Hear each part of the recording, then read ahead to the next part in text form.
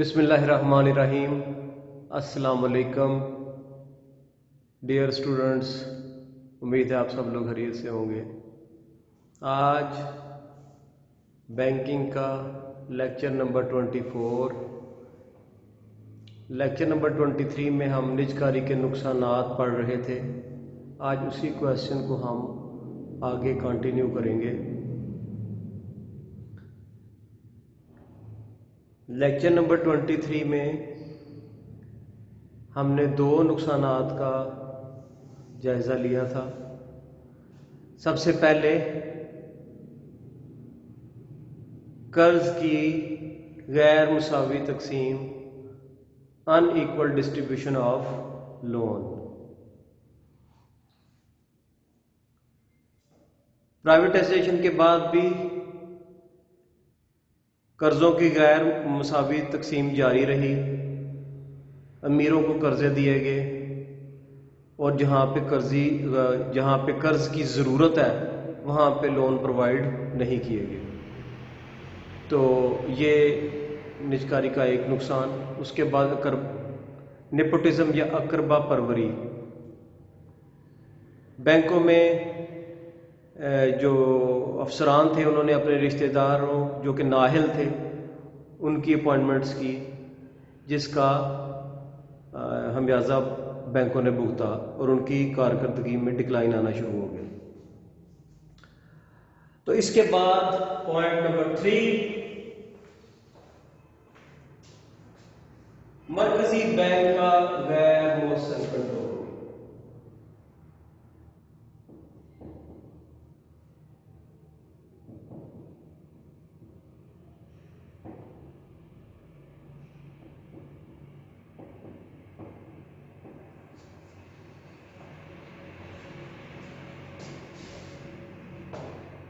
तजारती bank state bank of Pakistan की हिदायत के मुताबिक ही काम करते हैं, लेकिन ये स्टेट बैंक की पॉलिसी को बेहतर तरीके से अमल दरामद करवाने के लिए ज़्यादा मददगार साबित नहीं होते।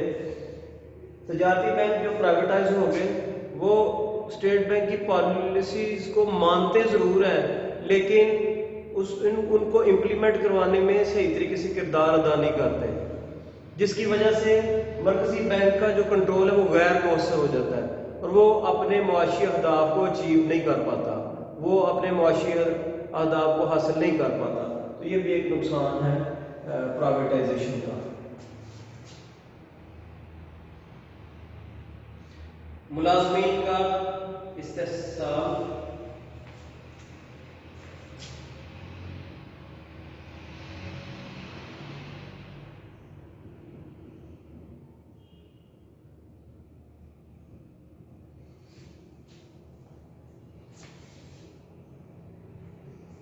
उन मुलाजमीन को तरक्की दी गई जो ज्यादा अकाउंट लेके आते थे, जो ज्यादा खाते लेके आते थे, कारकर्दगी के बुनियाद पे नहीं। जो मुलाजम ज्यादा अकाउंट लेके आता उसको तरजीह दी जाती दूसरों पे। तो ये इनकी जो था तरक्की का मेयार था कि जो मुलाजम ज़्यादा बैंक के लिए ज़्यादा अकाउंट लेके आएगा तरक्की भी उसे मिलेगी, तरजीह भी उसे मिलेगी। तो इस तरह जो हार्ड वर्किंग एम्प्लॉइज हैं वो डीमोरलाइज हुए। ये नुकसान है निजकारी का। उसके बाद दौलत की गैर मुसावी तकसीम।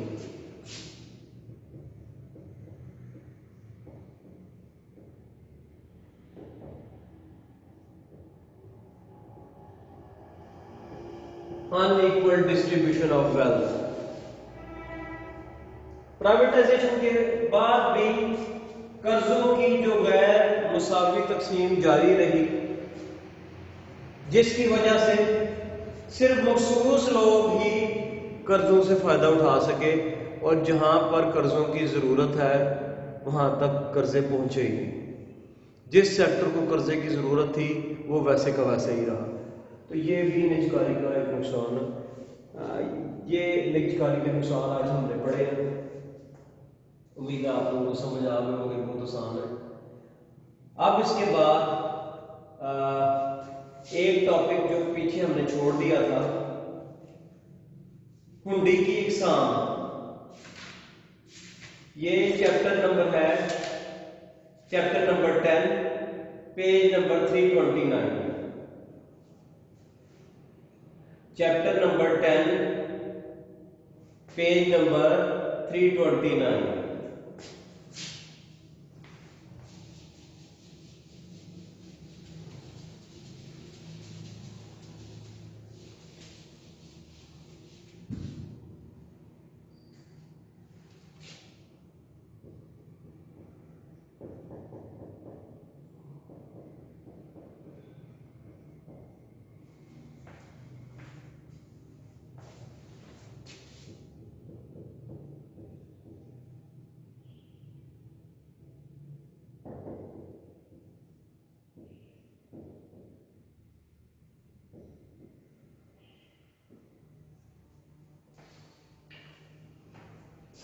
हुंडी की इकसाम।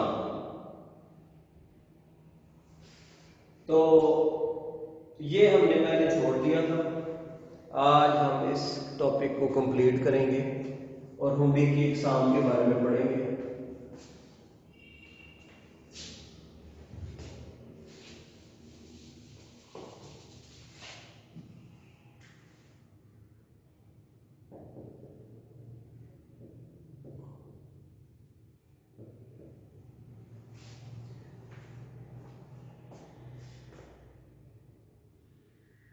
हुंडी की मेनली दो इकसाम है, बिलहाज मकाम और बिलहाज मकासद।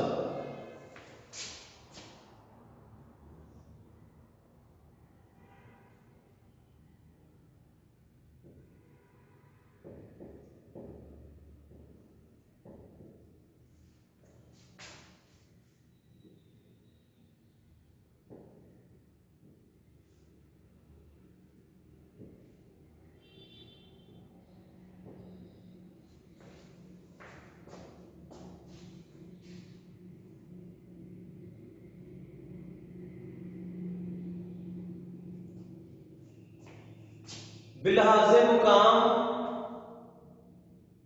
हुंडी की आगे दो इकसाम है, मुल्की हुंडी और गैर मुल्की हुंडी।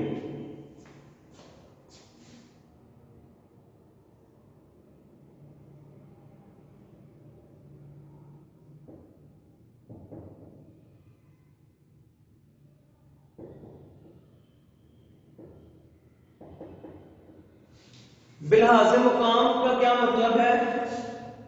अगर हुंडी की तकसीम मकाम के लिहाज से की जाए तो इसे हुंडी की इकसाम बिलहाज मुकाम कहा जाएगा। अगर मकाम के लिहाज से हुंडी की इकसाम की जाए तो इसे बिलहाज मुकाम कहा जाएगा। इसमें दो इकसाम है,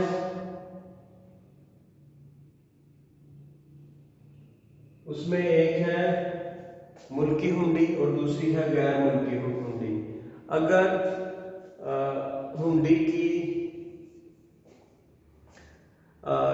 जो ड्रा और एक्सेप्टेंस वो एक ही मुल्क में हो तो उसे कहते हैं मुल्की हुंडी, और अगर हुंडी ड्रा एक कंट्री में हो, उसकी कबूलियत दूसरी कंट्री में हो तो उसे कहते हैं गैर मुल्की हुंडी। आगे मुल्की हुंडी की भी दो इकसाम है, दरशनी हुंडी और मुद्दती हुंडी। मुल्की हुंडी की भी दो इकसाम है, दरशनी हुंडी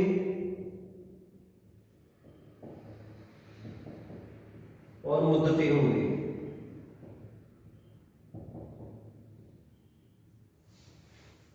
दरशनी हुंडी वो हुंडी होती है जो जैसी प्रेजेंट की जाए और उसकी पेमेंट कर दी जाए। दरशनी हुंडी कौन सी हुंडी होती है? जिसको जैसे ही प्रेजेंट किया जाए उसकी पेमेंट हो जाए, इसको कहते हैं दरशनी हुंडी। और मुद्दती हुंडी होती है जो एक खास मुद्दत के लिए होती है, उससे पहले उसको प्रेजेंट नहीं किया जा सकता, उसको पेश नहीं किया जा सकता। तो ये मुल्की हुंडी की, गैर मुल्की हुंडी की भी दो ही इकसाम है। उसकी भी दर्शनी हुंडी और दूसरी है मुद्दती हुंडी।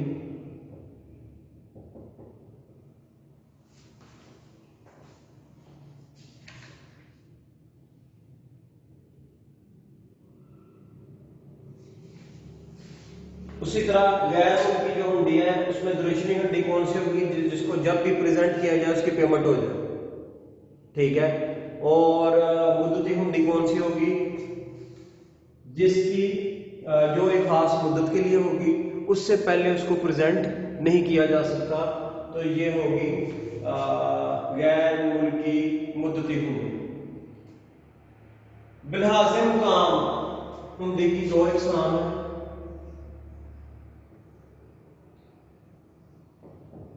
तजारती हुंडी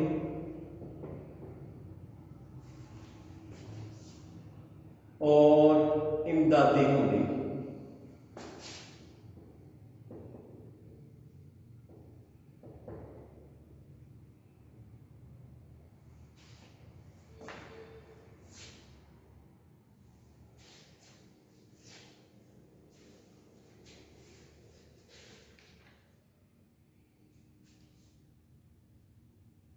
ऐसी हुंडी जो तजारती लेन देन में लिखी जाए,